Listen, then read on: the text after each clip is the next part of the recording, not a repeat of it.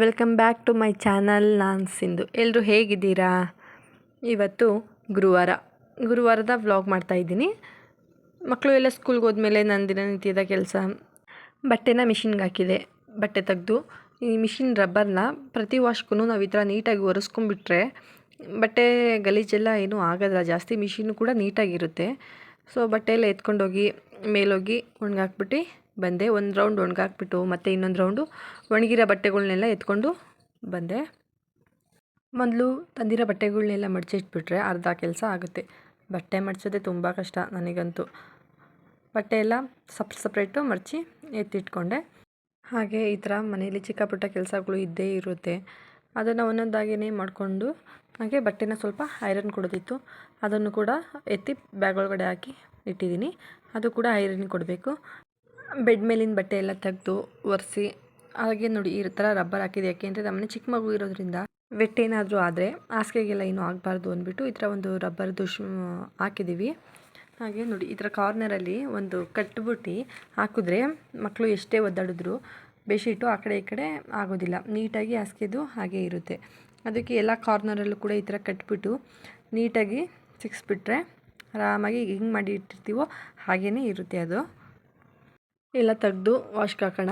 ವಾಶ್ಗೆ ಹಾಕ್ಬಿಟ್ಟು ಹಾಗೆ ಕಸ ಎಲ್ಲ ಗುಡಿಸ್ಕೊಂಡು ಸ್ವಲ್ಪ ನಾಳೆ ಹಬ್ಬ ಇರೋದ್ರಿಂದ ಸ್ವಲ್ಪ ಈಗಲೇ ಸ್ವಲ್ಪ ಕ್ಲೀನಾಗೆಲ್ಲ ಇಟ್ಕೊಂಡ್ಬಿಟ್ರೆ ನಾಳೆ ಸ್ವಲ್ಪ ಬೇಗ ಪೂಜೆ ಮಾಡಬೇಕಾಗುತ್ತೆ. ಈಸಿ ಆಗುತ್ತೆ, ಬೇಗ ಮಾಡ್ಬೋದು ಅಂತ ಅಂದ್ಬಿಟ್ಟು ನಾವು ಕಿಚನಲ್ಲಿ ತೇವದ ಕೈಯಲ್ಲೆಲ್ಲ ಫ್ರಿಡ್ಜ್ನ ಮಿಟ್ಟಿ ತೆಗಿತಾ ಇರ್ತೀವಲ್ಲ, ಸೊ ಅದೇ ಕರೆ ಹಿಡ್ಕೊಂಬಿಟ್ಟಿರುತ್ತೆ. ಅದಕ್ಕೆ ಅದನ್ನು ಸ್ವಲ್ಪ ಕ್ಲೀನ್ ಹಾಕ್ಬಿಟ್ಟು ನೀಟಾಗಿ ಒರೆಸ್ಬಿಟ್ಟು ಆಮೇಲೆ ಡೈನಿಂಗ್ ಟೇಬಲ್ ಎಲ್ಲ ನೋಡಿ ಎಷ್ಟು ಗಲೀಜಾಗಿದೆ. ಅದನ್ನು ಕೂಡ ಕ್ಲೀನ್ ಹಾಕಿ ಸ್ವಲ್ಪ ಹೊತ್ತು ಹಂಗೆ ಇಟ್ಟು ಅದನ್ನು ಕೂಡ ನೀಟಾಗಿ ವಾಶ್ ಮಾಡಿದೆ. ಎಲ್ಲ ನೀಟಾಗಿ ಹೋಯಿತು. ಅದೆಲ್ಲ ಆದಮೇಲೆ ನೋಡಿ ಇವಾಗಂತೂ ಎಷ್ಟು ಒರೆಸ್ತಾ ಇದ್ರೂ ಧೂಳು ಹಂಗಂಗೆ ಬಂದು ಕುತ್ಕೊಳ್ತಾ ಇರುತ್ತೆ.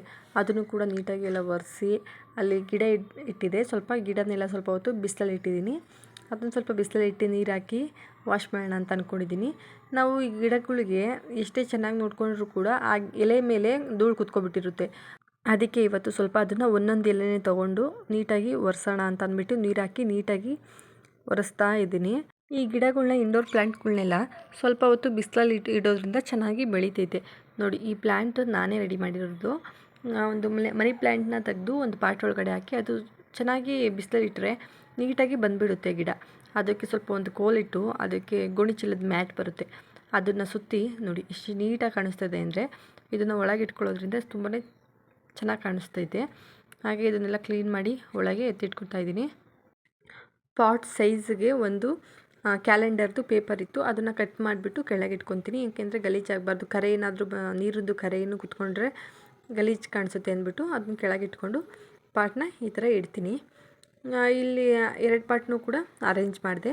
ನೋಡಿ ಇವಾಗ ಹೆಂಗೆ ಕಾಣಿಸ್ತಿದೆ ಅಂತ. ಮನೇಲಿ ಈ ಥರ ಗಿಡಗಳನ್ನ ಇಡೋದ್ರಿಂದ ಏನೋ ಒಂಥರ ಖುಷಿ, ಚೆನ್ನಾಗಿ ಕಾಣಿಸುತ್ತೆ, ಏನೋ ಒಂಥರ ನೆಮ್ಮದಿ. ಹಾಗೆ ಈಗ ಕಿಚನಿಗೆ ಹೋದೆ. ಕಿಚನಲ್ಲಿ ಸ್ವಲ್ಪ ಕ್ಲೀನ್ ಮಾಡೋದಿತ್ತು, ಎಲ್ಲ ಕ್ಲೀನ್ ಮಾಡ್ಕೊಳ್ಳೋಣ ಅಂದ್ಬಿಟ್ಟು ಎಲ್ಲ ನೀಟಾಗಿ ಕ್ಲೀನ್ ಮಾಡ್ಕೊಂಡೆ. ನೋಡಿ ಈಗ ಹೆಂಗೆ ಕಾಣಿಸ್ತಿದೆ, ಮುಂಚೆ ಹೆಂಗೆ ಕಾಣಿಸ್ತಿತ್ತು ಅಂತ ಅಂದ್ಬಿಟ್ಟು.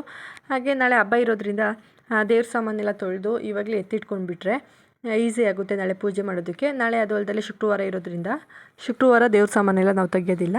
ಅದಕ್ಕೆ ಇವತ್ತು ಗುರುವಾರ ಇವತ್ತೇ ತೆಗೆದು ಎಲ್ಲ ನೀಟಾಗಿ ಎತ್ತಿಟ್ಕೊತಾ ಇದ್ದೀನಿ.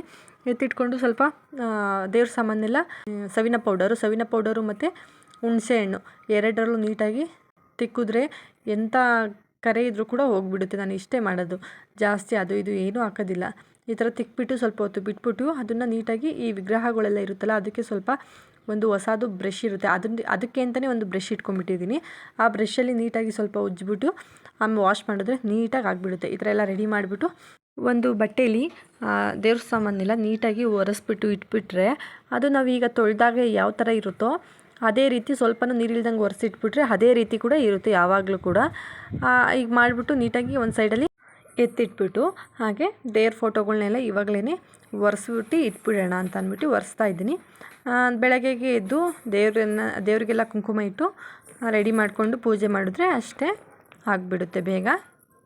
ಇಷ್ಟೆಲ್ಲ ಮಾಡೋ ಅಷ್ಟರಲ್ಲಿ ಸಂಜೆ ಆಯಿತು. ಸಂಜೆಗೆ ಅಡುಗೆ ಮಾಡೋಣ ಅಂತ ಬೆಂಡೆಕಾಯಿ ತೊಗೊಂಡಿದ್ದೀನಿ. ಬೆಂಡೆಕಾಯಿ ಸಾಂಬಾರು ಯಾರಿಗೂ ಇಷ್ಟ ಆಗೋಲ್ಲ ಅಷ್ಟೊಂದಾಗಿ.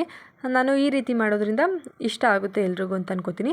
ಹೀಗೆ ಬೆಂಡೆಕಾಯಿನ ನೀಟಾಗಿ ವಾಶ್ ಮಾಡಿಕೊಂಡು ನೀರೆಲ್ಲ ಒರೆಸ್ಕೊಂಡು ಕಟ್ ಮಾಡಿ ಇಟ್ಕೊತೀನಿ. ಹಾಗೆ ಒಂದು ಬಾಣಲಿ ತೊಗೊಂಡು ಅದಕ್ಕೆ ಸ್ವಲ್ಪ ಎಣ್ಣೆ ಬಿಟ್ಟು ಎಣ್ಣೆ ಸ್ವಲ್ಪ ಕಾಯ್ದ ಮೇಲೆ ಬೆಂಡೆಕಾಯಿನ ಹಾಕ್ಬಿಟ್ಟು ಸ್ವಲ್ಪ ಚೆನ್ನಾಗಿ ಫ್ರೈ ಮಾಡ್ಕೋಬೇಕು. ಮೊದಲು ಬೆಂಡೆಕಾಯಲ್ಲಿ ಅದು ಲೋಳೆ ಎಲ್ಲ ಬಿಟ್ಕೊಳ್ಳುತ್ತಲ್ಲ, ಅದೆಲ್ಲ ನೀಟಾಗಿ ಹೋಗೋವರೆಗೂ ಚೆನ್ನಾಗಿ ಫ್ರೈ ಮಾಡಿಕೊಂಡು, ಅಷ್ಟರಲ್ಲಿ ಅದು ಫ್ರೈ ಆಗೋಷ್ಟರಲ್ಲಿ ನಾವು ಅದಕ್ಕೆ ಏನೇನು ಮಸಾಲೆ ಬೇಕೋ ಅದನ್ನು ರೆಡಿ ಮಾಡ್ಕೊಳ್ಳೋಣ.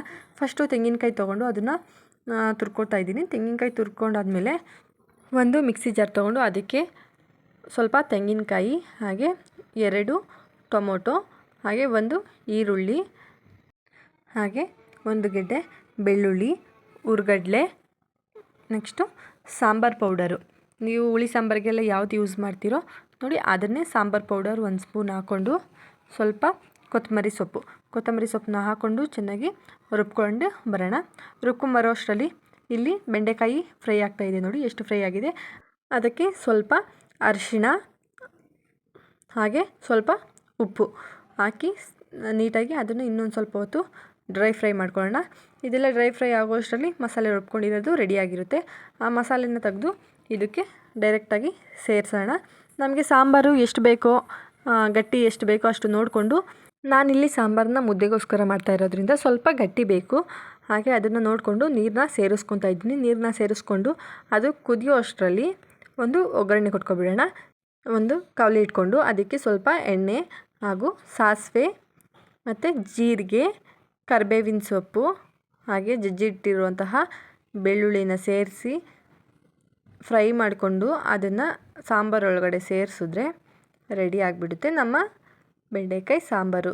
ಸೊ ನೀವು ಒಂದ್ಸಲಿ ಟ್ರೈ ಮಾಡಿ, ರೆಸಿಪಿ ಇಷ್ಟ ಆಗ್ಬೋದು ಖಂಡಿತ. ವಿಡಿಯೋ ನಿಮಗೆ ಸ್ವಲ್ಪನಾದ್ರು ಯೂಸ್ಫುಲ್ ಆಗಿದ್ದರೆ ಪ್ಲೀಸ್ ಸಬ್ಸ್ಕ್ರೈಬ್ ಮಾಡ್ಕೊಳ್ಳಿ, ಲೈಕ್ ಮಾಡಿ, ನಿಮ್ಮ ಫ್ರೆಂಡ್ಸ್ ಆ್ಯಂಡ್ ಫ್ಯಾಮಿಲಿಗೆ ಶೇರ್ ಮಾಡಿ. ಧನ್ಯವಾದಗಳು.